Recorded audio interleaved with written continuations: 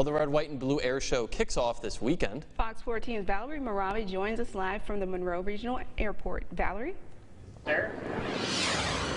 Keeping it right out in front of us. That's right, guys. The city of Monroe is saluting America's heroes with a red, white, and blue air show today. So all doors were officially open at 4 o'clock to come see their pilots perform with their first show, which is the Twilight Show. So if you haven't purchased any tickets just yet, make sure to go to myarclimis.com because those tickets are still available for you. And remember, the show will continue tomorrow, Saturday 18 at 9 a.m. with another air show and a car show as well. So stay tuned on myarclimis.com. Reporting live in Monroe, I'm Valerie Moravi for your weather station. Thank you so much, Valerie. Well,